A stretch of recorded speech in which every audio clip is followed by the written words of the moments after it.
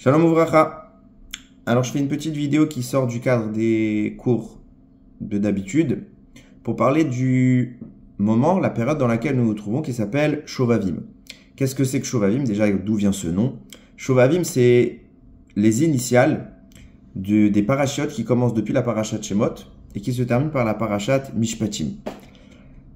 6 semaines dans lesquelles on doit opérer, du moins on doit intensifier un tikkun qui est de la plus haute importance, d'une avera qui est de la plus grande des gravités, c'est celle de Zera Levatala, le fait d'avoir émis de la semence en vain. Alors avant d'expliquer plus en détail, je veux juste caractériser la gravité de cette faute, sans vouloir faire peur, juste définir.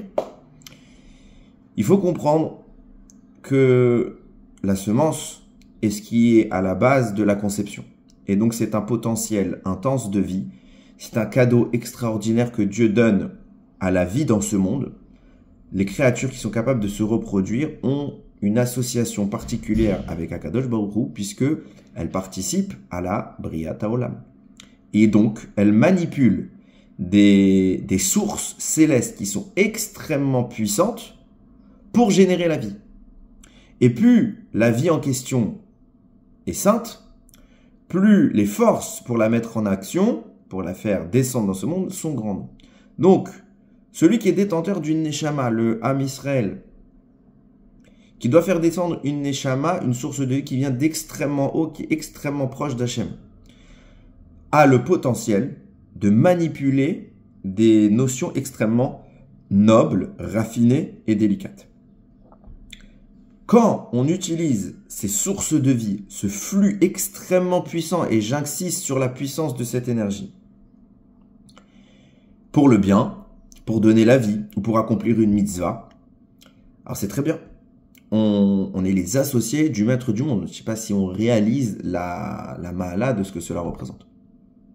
Par contre, quand on utilise, dans un contexte interdit, toutes ces choses-là, toutes ces énergies-là, on utilise toujours un flux de vie. Seulement qu'au lieu que ce flux vienne finalement nourrir la Gdusha, la faire germer, eh bien il va le nourrir autre chose. Et il va nourrir toutes les énergies du mal. Toutes les énergies du mal, c'est pour elle une aubaine de puissance dont on n'a pas idée. Il faut bien comprendre que cela est vrai pour les personnes qui ont fait la Avera volontairement, que pour les personnes qui auraient fait la Vera involontairement. Alors évidemment, à moindre ampleur, mais ça a toujours un aspect négatif. Si par exemple, par inadvertance, vous cassez quelque chose, c'est certainement moins grave que si vous l'avez fait exprès, mais le résultat est qu'il est toujours cassé. Donc il faut évidemment, pour les personnes concernées, réparer. Alors vous allez me dire, Baruch Hashem, peut-être que les personnes qui écouteront cette vidéo sont des tzadikim, mais il faut aller plus loin alors. Il faut savoir que la notion de réparation dont je parle maintenant a été dévoilée par le Harizal, le maître de toute la Kabbalah qu'on a aujourd'hui, c'est le Harizal qui a eu les dévoilements d'Eliyahu Hanavi, qui a révélé tous les secrets de ce monde. Et lui-même faisait ce tikkun. Et pourtant, il est évident que le personnage en question ne faisait pas ce genre d'avéra. Alors après, il faisait ce tikkun. Parce qu'il faut bien comprendre la gravité. C'est que non seulement on abîme, mais que tant que ce n'est pas réparé, le défaut existe. La puissance, l'énergie, la source de vie est toujours prisonnière des forces du mal. Donc si maintenant, chas v'shalom, une neshama vient dans ce monde et fait ces avérotes-là, et qu'elle ne les a pas réparées, alors le fardeau est transmis à 2 catégories. À lui-même lorsqu'il reviendra dans ce monde, son Gilgul. Et il faut savoir que Bashamaïm, il y a des groupements de Neshamot. Il y a des Neshamot qui sont affiliés les unes aux autres. Ça fait des petits groupes, ce qui vous explique rapidement l'idée pour laquelle parfois vous avez une affinité avec certains rabbanim et pas avec d'autres. Sans vouloir dénigrer ni l'un ni l'autre, il n'y a pas de rapport de supériorité. Simplement, vous avez ce kécher avec ce rab et pas avec un autre. Pourquoi? D'où ça vient? C'est pas sa manière de parler, c'est pas sa chokhma, ça n'a rien à voir. Vous avez un kécher avec cette personne, avec ce Talmid Racham, simplement parce qu'il vient de la même racine, du même groupement de Neshamot. Et quelque part, il y a une liaison entre les âmes de ce groupe, faisant que on a un écho à sa parole, puisqu'en fait, ça nous parle, il est plus à même d'agir sur nous. Et forcément, dans ce groupe, qui finalement forme une sorte d'entité, et ben, s'il y en a un qui faute, alors ça impacte le groupe. Et de façon encore plus générale, de toute façon, Kol Israël Arivim Zelez, on est tous les garants les uns des autres. Signifiant que les Neshamot à proximité de vous, qui sont liées à la vôtre, eh ben, si elles abîment, elles vous abîment. Je sais pas si on réalise. Et c'est tellement, dans une situation qu'on appelle celle de Zera Levatala, qui est tellement grave, que les impacts, les conséquences sont terrifiantes. Encore une fois, je suis pas là, Chas Vesham, pour faire peur. Au contraire, je vais de toutes mes forces et je vais vous dire, pour être franc avec vous, étant plus jeune, quand je faisais des shiurim sur le sujet, je faisais peur. Parce que c'est grave et c'est quelque chose qui me préoccupait. Quand j'avais des élèves, parfois, j'ai pu leur faire peur et je leur demande même pardon si je leur ai un jour fait peur parce que c'est pas la bonne approche. La bonne approche, c'est de comprendre, de réaliser la gravité et par amour, pas par crainte, par amour, de se rapprocher d'Hachem. Je disais donc, faut savoir que lorsque ces âmes dont on provoque la descente dans les forces du mal sont prisonnières, elles ont besoin de se maintenir. Elles ont besoin d'exister. Sans quoi elles disparaissent puisque le mal, quelque part, les absorbe et absorbe toute leur sève vitale. Donc elles ont une nécessité d'être maintenues en vie.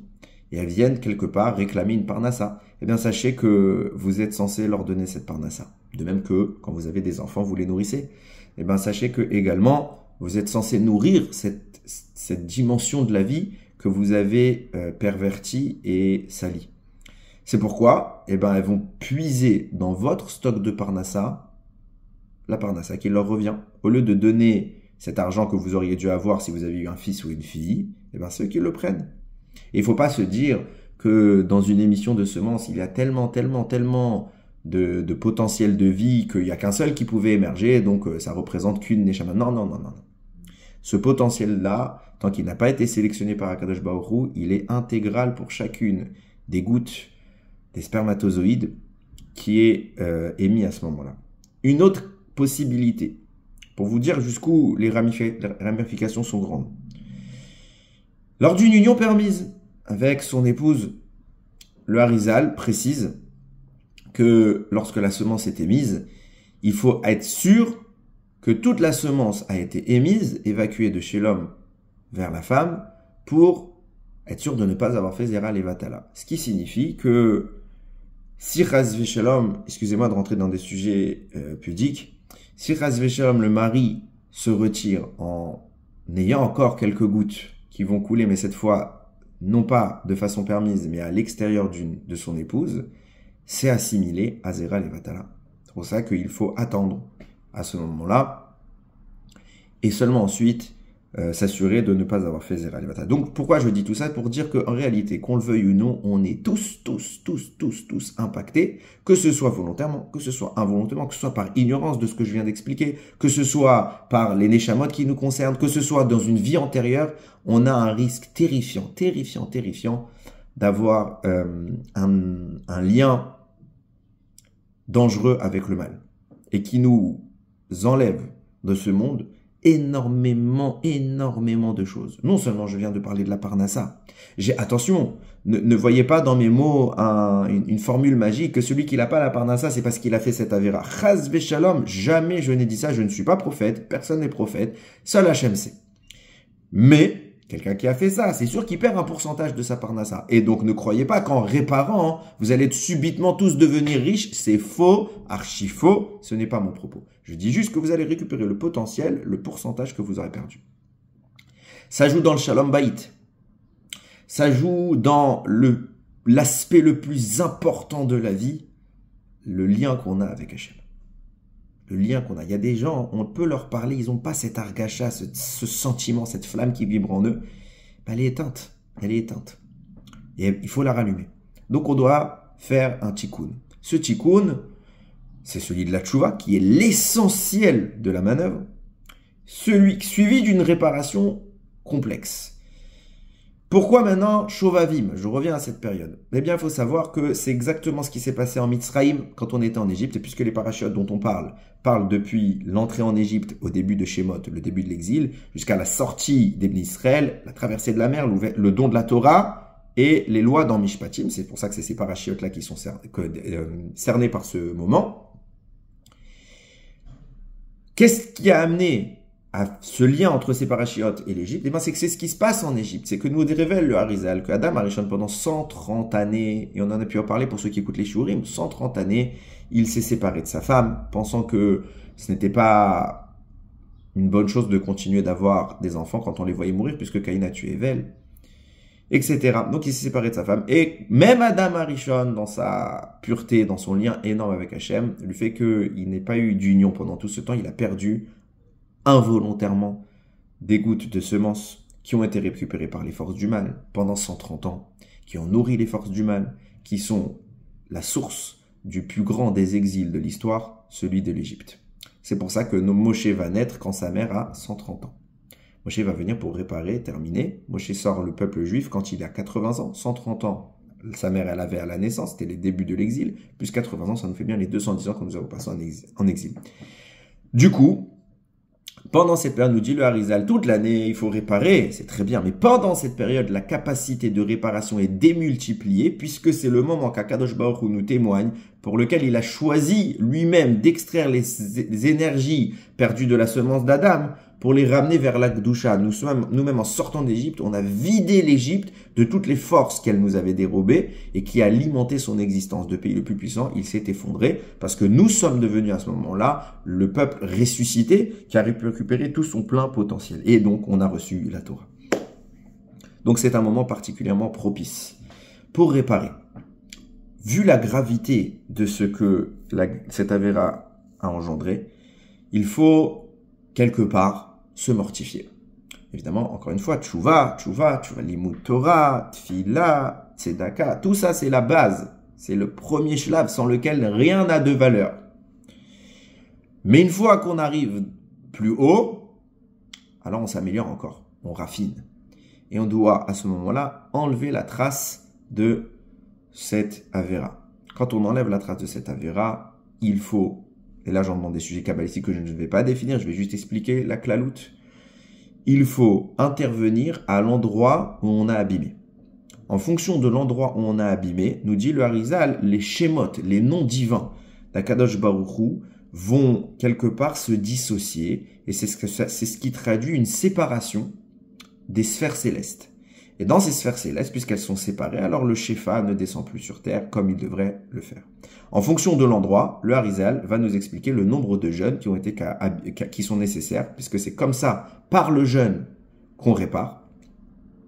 Il y a une catégorie, un nombre de jeûnes affiliés à chaque catégorie de faute. Pour la Avera de Zera Levatala, c'est terrifiant, mais il faudrait 84 jeûnes successifs. Ça veut dire pendant 84 jours non-stop, vous jeûnez, à part les jours où c'est interdit de jeûner, Shabbat, Rosh Chodesh, Yom Tov, tous les jours où il y a quelque chose à célébrer. Donc dans cette période de Shovavim, si vous jeûnez tous les jours, vous jeûnerez pas les Shabbats, vous jeûnerez pas le Rosh Chodesh Shvat, et vous jeûnerez pas tout Bishvat. Mais ça fait pas 84 jeûnes, donc ce qui veut dire que vous aurez une quarantaine de jeûnes qu'il faudra compléter encore, ça vous fait à peu près 3 mois. C'est extrêmement compliqué, c'est dangereux, il faut le préciser, c'est pas à la portée de tout le monde, beaucoup de personnes ne jeûnent pas parce qu'elles n'arrivent pas, déjà on voit 5 jeûnes, combien c'est fatigant. Il y a des méthodes d'accélération en combinant des jeûnes, c'est-à-dire au lieu de jeûner une fois, on jeûne 2 jours, ça multiplie par 27 la capacité, etc. Ok. Vient le Ben Israël et nous révèle qu'il y a une méthode pour nous qui sommes faibles, qui consiste à racheter les jeûnes. Ça veut dire qu'au lieu de faire 84 jeûnes, on va faire un jeûne. Et pendant ce jeûne, on va payer 84 jeûnes, le prix de ce qu'on mangerait dans la journée. Donc à peu près un bon repas, ça fait en euros 5 euros. Vous faites x 84, ça vous fait 420 euros. C'est cher, je le sais. C'est très cher. Mais, c'est très grave. C'est très grave. Donc, ce nombre de jeûnes, il est défini par l'endroit que nous avons abîmé dans le ciel, et qui a dissocié une union extrêmement importante. Je ne peux pas la caractériser rapidement, donc je définis le propre principe. Et que cette union-là, maintenant qu'elle est abîmée, il faut provoquer son retour. Donc, on va, en fonction du nom qui a été abîmé par la Avera, on va jeûner un nombre équivalent de jeûnes, équivalent au rapport avec le nom, par sa gematria, il y a différentes façons, des fois, on ne va pas rentrer. Il y a différentes façons d'évaluer le nom, de le passer dans un aspect numérique. Et le jeûne va venir intervenir sur l'endroit qui va quelque part bloquer l'union et permettre, justement grâce au jeûne, d'enlever l'écran et de réunir les deux notions. Et qu'est-ce qui se passe à ce moment-là? On fait ce tikkun-là, ce jeûne, et il y a tout un seder qui est particulièrement intense de tfila, qu'on appelle le tikkun shovavim, la réparation de la période de shovavim, qui a été révélée encore une fois par le Harizal, par des kavanot, des pensées kabbalistiques, qui nous permettent de remonter à l'endroit du défaut. Et il y a 5 variations dans ce défaut-là. Je ne vais pas détailler, mais ceux qui ont déjà assisté au tikkun le savent. Il y a 5 variations dans ce jeûne-là. Et donc, on va remonter au niveau du défaut. On va, grâce à nos jeûnes, on va offrir quelque part nos jeûnes pour gommer le défaut. Et on va reconduire les entités à se réunir pour que, en bas, le flux redescendre. Et qu'est-ce qui se passe? Ces entités sont génératrices de notre existence. Donc, puisque nous avons profané, abîmé notre existence et qu'on est remonté très haut dans le ciel, qu'est-ce qu'il y a comme capacité dans ces unions-là? C'est qu'en les réunissant, puisqu'elles ont été capables de nous engendrer, elles sont capables de nous réparer. Et donc, le tikkun shovavim intervient précisément pour cela. Donc, comment on procède? On définit un jour dans lequel on va organiser un minyan de Baal et Tchouva ou de personnes qui veulent se rapprocher d'Hachem, une fois dans l'année, au minimum, pendant Shovavim. Et on va jeûner, on va faire Kabbalat Ta'anit la veille à Mincha. On prend depuis la veille, on prend sur nous le jeûne. On commence le jeûne depuis l'aube, et il y a tout un petit texte qu'il faudrait lire. La veille, on dit, en mettant toutes les conditions, vous l'avez dans les livres, vous pouvez le trouver. Si vous ne l'avez pas, vous pouvez me le demander, je vous l'enverrai, Bezrat Hashem, avec plaisir. Donc, vous prenez sur vous le jeûne, depuis la veille, vous jeûnez, c'est difficile. Baruch Hashem que c'est difficile, parce qu'on devrait faire beaucoup plus grave.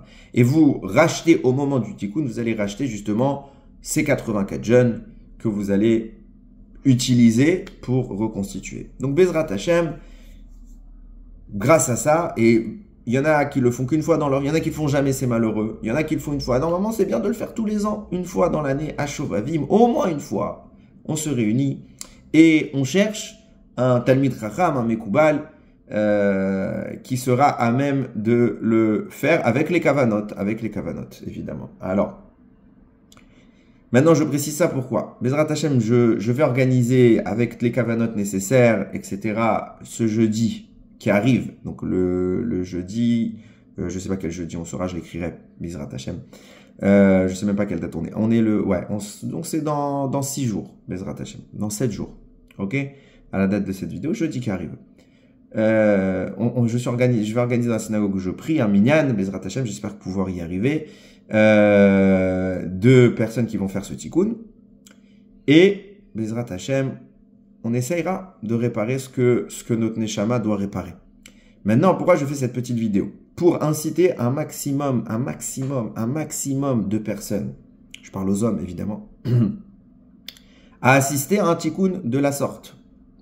Et à trouver un rave qui connaîtrait les kavanot, et de l'accompagner, de prier avec lui pendant qu'il fera ce tikkun pendant cette période, et justement il va réparer grâce à cela votre Neshama. Et il n'y a pas à dire, ça a de la valeur. Si vous lisez les textes, c'est extraordinaire. Ça peut que vous rapprocher d'Akadosh Baruch Hu. Et qu'est-ce que c'est qu'un jeûne et 420 €? Oui, je comprends. Il y a des gens qui n'ont pas les moyens, etc. Mais posez-vous la question, et je le dis sans aucune critique, Ras Veshalom. Vous avez tous d'iPhone, vous avez tous des téléphones qui valent cher, des ordinateurs qui valent cher, des habits qui valent cher, des voitures, etc., que vous auriez pu pas avoir aussi beau. Je ne parle pas de ce que vous avez besoin. Vous n'avez pas besoin d'autant. Et on le sait qu'à la maison, Baruch Hashem, aujourd'hui, on vit dans une opulence qui est déconcertante. Baruch Hashem, qu'on est toujours l'opulence. Mais quand il s'agit de se fatiguer Et ouais, j'ai fait 3 shiurim, les 3 derniers sur le Hamal, sur l'effort qu'on doit faire pour Hachem. Quand il s'agit de se fatiguer et même de dépenser pour Akadosh Baruch Hu, là, on est toujours dans la négociation. Chacun comme il sent les choses. Encore une fois, ce n'est pas une critique, Chas Shalom.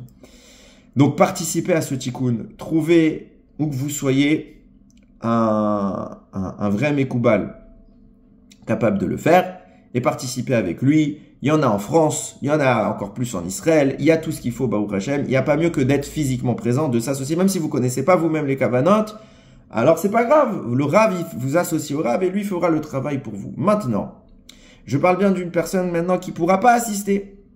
Et cette personne qui peut bémettre, elle ne peut pas. Je ne parle pas d'un flemmard. Il ne peut pas, il ne connaît pas d'endroit où il est malade, ou etc. etc. Alors, j'ai lu récemment qu'on pouvait le faire à distance en s'associant, on demande au Rav qui va le faire, en s'associant à un minyan qui va faire ce tikkun shovavim. Alors, Bezrat Hashem, voilà, pour vous et uniquement les personnes qui ne peuvent pas ceux qui n'ont pas la force de se déplacer, qui n'ont pas envie, quand je dis pas la force, ils ont la flemme de se déplacer, de chercher, de trouver quelqu'un. Vous, Bémet, ils connaissent rien comme endroit où on pourrait faire cela.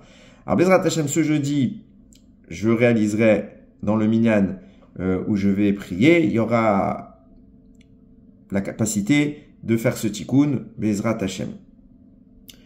Ceux qui voudraient s'associer à ce tikkun, alors vous pouvez le faire. Vous connaissez, je vais transmettre le lien. Vous pouvez envoyer cet argent. Je précise que cet argent sera exclusivement servira à Yam Shel Torah. Ok? Donc, c'est sur le lien que je vais vous transmettre. Ce sera pour Yam Shel Torah, pour la diffusion des shiurim, dont auquel je me consacre. Vous pourrez, et je précise bien, je cherche pas à avoir du monde. Je cherche que les gens fassent ce tikkun. Ok, c'est ça la priorité. C'est mieux de ne pas me donner et de le faire en vrai. Ok, c'est beaucoup mieux. Et si mettre quelqu'un, il peut pas, puisque Bezrat Hashem, on va organiser ce tikkun dans la synagogue où je me trouve, et qu'il y aura les gens pour faire ce tikkun, alors je pourrais, Bezrat Hashem, prendre vos noms et les citer au moment du tikkun pour que vous aussi bénéficiez, à condition évidemment que vous vous associez à la tchouva dont je parle, au moment où on parle, etc., avec le jeûne que vous prendrez depuis mercredi, Bessiata Dishmaya.